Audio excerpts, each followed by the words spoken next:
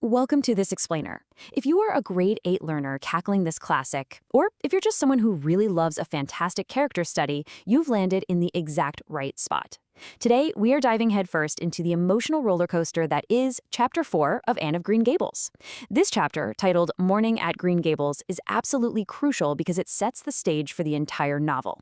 It's Anne's very first full day at her new home, and we get a front row seat to how she processes pure joy, crushing heartbreak, and literally everything in between. So let's jump right in. Let me ask you something. Have you ever woken up, the sun is shining, you feel amazing, and then bam, you suddenly remember a forgotten math test or maybe a massive argument you had the night before? You know that horrible sinking feeling in the pit of your stomach? Well, that incredibly relatable, universal feeling is exactly how our protagonist, Anne Shirley, kicks off her first morning at Green Gables. Which brings us to Section 1, a beautiful, heartbreaking morning. So, picture this. Anne wakes up to broad daylight, a flood of cheery sunshine, and this incredibly beautiful white cherry tree right outside her window. Her vivid imagination immediately kicks into high gear. But then, she experiences what the book calls a horrible remembrance, right? She remembers that her arrival there was a total mistake. They wanted a boy to help on the farm, not an orphaned girl. The text describes this sudden realization as being like someone clapping an extinguisher over her joy. Just boom, lights out. That gorgeous sensory detail of Prince Edward Island instantly collides with her crushing reality. And that leads us straight into Section 2, the depths of despair. Now, initially, Anne is uncharacteristically quiet at breakfast, but she doesn't stay that way for long. She looks at Marilla and says, "I cannot stay in the depths of despair in the morning." If you're a grade 8 student analyzing Anne's character, pay close attention here because this is a massive clue to who she is. Sure, it spotlights her dramatic flair. We all know Anne is dramatic. But more importantly, it proves her fierce resilience. Think about it. Despite a lifetime of being shuttled between orphanages and foster homes, she flat out refuses to let a sunny morning be completely ruined by her own sadness.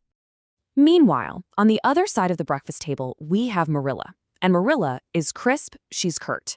It would be really easy to just write Marilla off as a cold, mean character. But the text gives us this much deeper insight into her uncomfortable ignorance. You see, Marilla's coldness isn't malicious. She isn't evil. She is simply a rigid, highly practical spinster who has lived a very ordered, predictable life. She is totally out of her element and literally has no idea how to talk to a sensitive, highly imaginative kid like Anne. So how does a practical person like Marilla decide to handle this mistake? Well, she comes up with a step-by-step plan for the afternoon. Step 1, hitch up the buggy and drive to White Sands. Step 2, go see Mrs. Spencer. She's the woman who brought Anne from the asylum in the first place. And Step 3, settle what's to be done. And by that, she means arranging to send Anne straight back to Nova Scotia. It's a strictly business approach to a situation that involves a human being's entire life. Moving right along to Section 3, protecting a fragile heart. Marilla actually gives Anne a bit of freedom for the morning while she finishes up her chores. But Anne does something surprising. She chooses to stay indoors. She literally tells Marilla she doesn't dare go outside. Why? Because she fears that if she gets acquainted with the trees, the flowers, the brook, she won't be able to help falling in love with Green Gables. She knows exploring is only going to make leaving that afternoon hurt infinitely more. For an 11-year-old, this shows a truly heartbreaking level of emotional intelligence. It reveals the trauma of her past and all that constant rejection. She is so deeply vulnerable and yearns for a permanent home so badly that she actively tries to shield her own heart. But here's the thing about Anne. Even while she's trying to protect herself by staying cooped up indoors, her true nature simply cannot be suppressed. She uses her imagination as a coping mechanism. She names the cherry tree outside her window the Snow Queen, and she even asks Marilla for the name of the little potted geranium on the windowsill so she can befriend it. Her vivid, romantic imagination is exactly how she survives. It's how she makes sense of a world that has, frankly, been very unkind to her up until now. Let's head into Section 4, Kindred Spirits and Spells. Okay, time to introduce a really crucial piece of vocabulary for this novel, kindred spirit. A kindred spirit is a sympathetic listener. It's someone who truly understands and connects with you on a deeper level. And Anne identifies Matthew Cuthbert as a kindred spirit almost instantly. Why Matthew? Well, because unlike most adults in her life who constantly tell her that children should be seen and not heard, Matthew patiently listens to her chatter. He doesn't mind her big words or her big, crazy ideas. And Matthew's role in this chapter is absolutely vital. The book says he shows an amazing, silent persistency in his desire to keep Anne. Remember, Matthew is notoriously shy. The guy dreads women and is utterly terrified of speaking up. Yet, without saying much of anything at all to Marilla that morning, he powerfully influences the whole situation. He simply radiates this deep desire to adopt the girl, and Marilla absolutely feels the heavy weight of that silent persistency.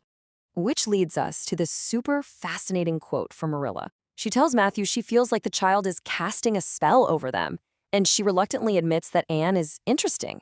This is huge, guys. It brilliantly illustrates the very beginning of Marilla's character arc. Her stern, practical, no-nonsense exterior is already starting to show the tiniest little cracks under the weight of Anne's unique charm and emotional depth. Finally, let's wrap things up with Section 5, Why Chapter 4 Matters. Let's quickly summarize our key takeaways from this morning at Green Gables. First, it firmly establishes Anne's fierce resilience. Her imagination isn't just a quirky personality trait, it is literally her survival tool. Second, the chapter brilliantly contrasts Marilla's rigid, practical reality with Anne's romantic, emotional world. That dynamic right there sets up the central conflict and the growth for both of these characters. And third, it proves Matthew's silent but unwavering support, cementing him as Anne's very first true kindred spirit. These exact character dynamics are the engine that will drive the entire rest of the plot. So, that leaves us with the ultimate question as the chapter closes. Marilla admits a spell is being cast over them. The rigid rules of her orderly world are being seriously challenged, but she is still determined to stick to her practical plan. So, will she actually send Anne back to the orphanage when they climb into that buggy for White Sands? You are definitely going to have to keep reading to find out what really happens on that afternoon drive. Thanks so much for joining me for this explainer on Chapter 4, and hey, keep looking out for those kindred spirits.